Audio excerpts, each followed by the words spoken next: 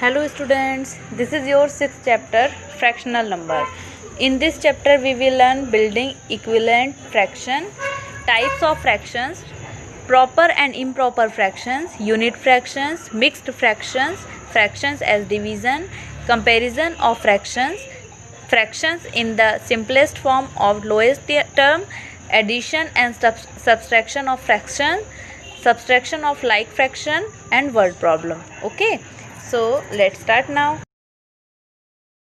Warm up. Fraction means part of a whole. So fraction means का क्या होता है, एक पार्ट होता है, पूरे का एक पार्ट है. ओके उसका मतलब होता है फ्रैक्शन. अब पार्ट एक पार्ट है वो उस पूरे का. सो अब देखते हैं. Fraction are written as numerator upon denominator. For example, 1/3, 1 is the numerator and 3 is the denominator. Okay, so जो 1/3, 1/2 हमने लिखा वो बहुत देखा है ना. so जो ऊपर साइड है वो न्यूमरेटर है और जो 1/3 का जो 3 है वो डिनोमिनेटर है. Okay, so a fractions like 1/2 is read as 1/2 or 1/2 और 1/2. इसको इस तरीके से पढ़ते हैं जैसे 1/2 लिखा हुआ है तो आप इसको पढ़ेंगे इज रीड एज 1/1/2 क्योंकि ये तो 1/2 हाफ हो गया ना, उसका आधा 1/2 और 1/2. ओके और 1/2. Okay so first A 2/5 is 2 part of 2 part of 5. सो 2/5 का मीन्स क्या हुआ, ये जो 5 है जो नीचे दिया है इसका मतलब कि ये पूरा है, एक पूरा पार्ट है. इसका जो 2 है जो ऊपर दिया है इसका सिर्फ 2 पार्ट है. ओके सपोज 5 चॉकलेट का सिर्फ ऊपर अगर 2 चॉकलेट रखी है मतलब कि 5 में से सिर्फ 2 चॉकलेट्स. ओके नीचे जो है डिनोमिनेटर वो टोटल है और जो ऊपर है वो इसका एक हिस्सा बस है, उसका एक पार्ट बस है. Okay B 1/3 is 1 part of 3. C 2/4 is 2 part of 4. इसी तरीके से second write the numerator and denominator of the following fraction. So A 3/7. So 3/7 में क्या होगा, न्यूमरेटर जो 3 है वो न्यूमरेटर है और जो 7 है वो डिनोमिनेटर है. 9/10. सो 9 में जो है वो न्यूमरेटर 9 है और 10 जो है वो डिनोमिनेटर है 10. Okay third the number written about the horizontal line is called.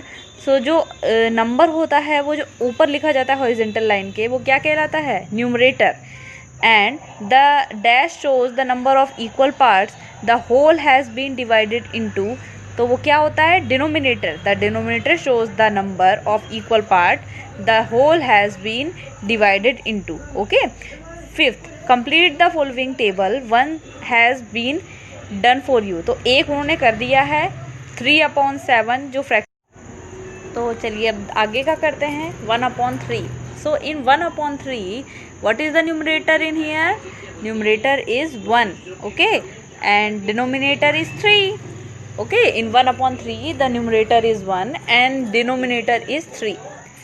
After that we are coming to 5/6. So in numerator in 5/6 which is the numerator, 5 is the numerator and 6 is the denominator. Okay अगर आप confuse हो रहे हो कि ये 3/7 में इन्होंने 1 numerator and 2 denominator क्यों लिखा है, वो इसलिए क्योंकि 3 से बड़े 7 हैं. अगर हम इनका अपॉन करते हैं, इनका जो पार्ट है थोड़ा और कम करते हैं ना, तो 3 1 जा 3, 3 2 जा 6, वो एक तरीके से उससे डिवाइड हो रहा है इसलिए वो उसको और छोटा किया गया है. ओके तो 3 1 जा 3 है तो 1 हो गया न्यूमरेटर.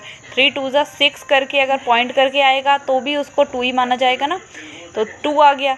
तो इसलिए वो 1 न्यूमरेटर लिखा है and denominator is 2. Okay so you can do it as the same. So अच्छा अभी आपको ये क्लियर हो गया numerator and denominator, right. So अब हम अगली क्लास में पढ़ेंगे building equivalent fractions. Okay so ये आपका होमवर्क है, आपको ये पढ़ के आना है. So do it students.